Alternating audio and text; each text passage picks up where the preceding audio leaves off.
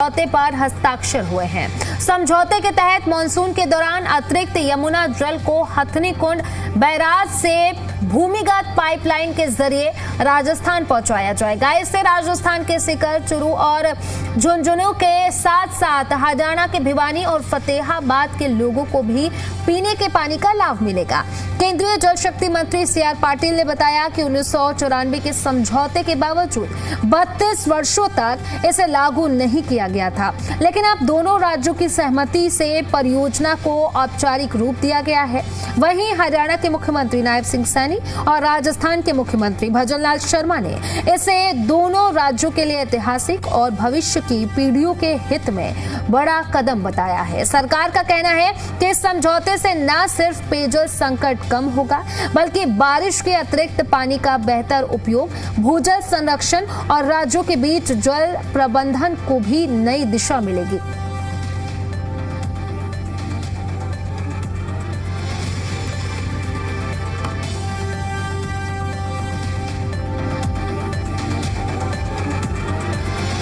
तो उस दौरान की तस्वीरें भी हम आपको टीवी स्क्रीन पर दिखा रहे हैं, जहां पर राजस्थान के मुख्यमंत्री मौजूद रहे, साथ ही साथ हरियाणा के CM नायब सिंह सैनी और गृह मंत्री अमित शाह, और MOU साइन किया गया। और करीब 30 साल पुराने इस मुद्दे को लेकर के अब MOU साइन हुआ है, यानी कि हरियाणा जो है वो अब राजस्थान को पानी देगा।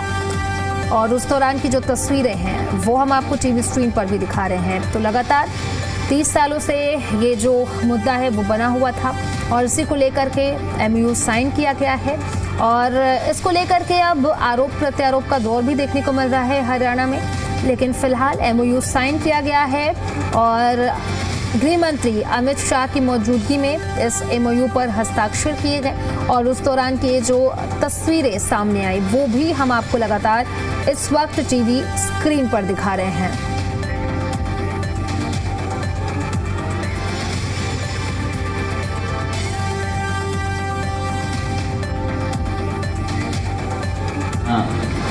हरियाणा और राजस्थान के बीच जो ये समझौता आज आपकी अध्यक्षता में मान्य हो रहा है, इसको लेकर के पहले भी लगातार बैठकें वो जारी रही है और उसमें जो राजस्थान ने चाहा है कि जुलाई से अक्टूबर तक जो वर्षा का पानी है उस पानी को पाइपलाइन से राजस्थान पेयजल के लिए उपयोग किया जाएगा।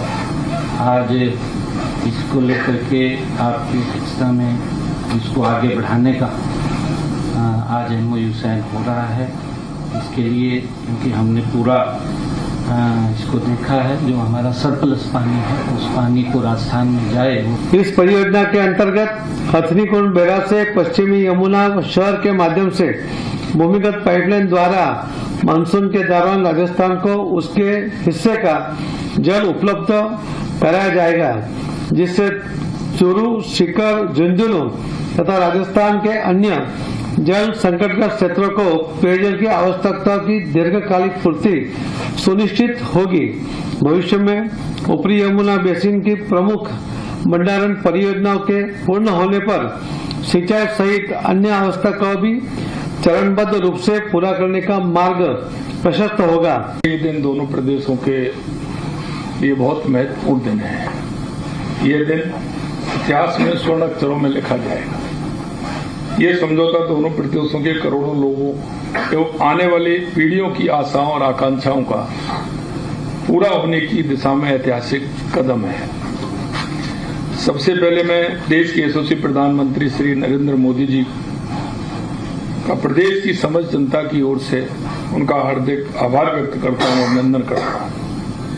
प्रधानमंत्री जी की दूरदर्शी नेतृत्व, उनकी संवेदनशीलता और सोच, सबका साथ, सबका विकास, सबका विश्वास, सबका प्रयास के मंत्र के कारण आज दशकों से लंबित यमुना जल जुड़ा एक ऐतिहासिक रूप लेने की दिशा में हम आगे बढ़े हैं।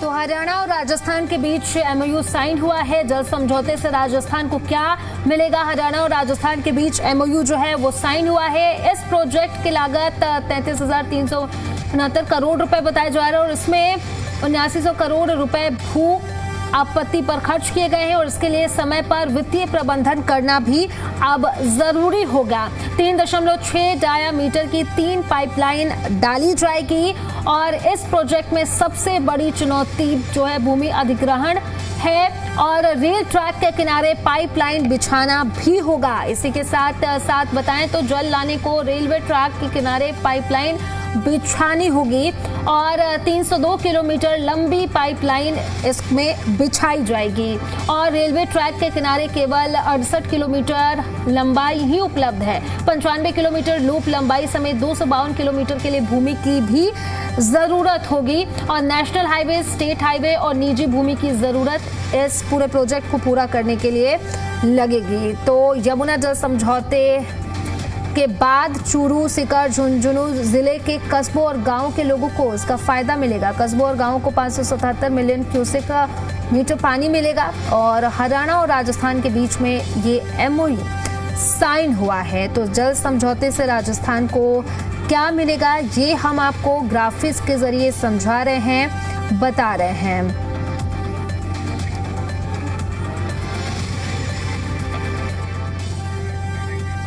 खबर दिल्ली से है जहां सीएम नायब सिंह सैनी से कल्याण कृष्णमूर्ति ने मुलाकात की है। युवाओं के लिए स्किलिंग और रोजगार पर भी चर्चा की गई। डिजिटल टेक्नोलॉजी से आर्थिक विकास पर जोर दिया गया। हरियाणा में दीर्घकालिक साझेदारी पर भी सहमति बनी है। फ्लिपकार्ट के CEO हैं कल्याण कृष्णमूर्ति। तो बड़ी जानकारी, बड़ी अपडेट हम आपको बता रहे हैं और उस दौरान की जो तस्वीरें सामने आई हैं वो हम आपको इस वक्त टीवी स्क्रीन पर दिखा रहे हैं। देखिए, सीएम नायब सिंह सैनी से कल्याण कृष्णमूर्ति ने मुलाकात की है। उस दौरान की जो तस्वीरें हैं वो हम आपको लगातार इस वक्त टीवी स्क्रीन पर भी दिखा रहे हैं। देखिए, बातचीत करते हुए नजर आ रहे हैं। ये तस्वीरें हम आपको लगातार दिखा रहे हैं। दिल्ली में दोनों के बीच में मुलाकात हुई है और युवाओं के स्किलिंग और रोजगार पर चर्चा इस महत्वपूर्ण मीटिंग में की गई। साथ ही साथ डिजिटल टेक्नोलॉजी से आर्थिक विकास पर भी जोर दिया गया है और हरियाणा में दीर्घकालिक साझेदारी पर सहमति बनी है। आपको बता दें कि फ्लिपकार्ट के CEO हैं कल्याण कृष्णमूर्ति और हरियाणा के सीएम नायब सिंह सैनी ने उनसे मुलाकात की। मुलाकात के दौरान की जो तस्वीरें सामने आई वो हम आपको दिखा रहे हैं और साथ ही साथ कई अहम मुद्दों पर चर्चा भी हुई दोनों के बीच में।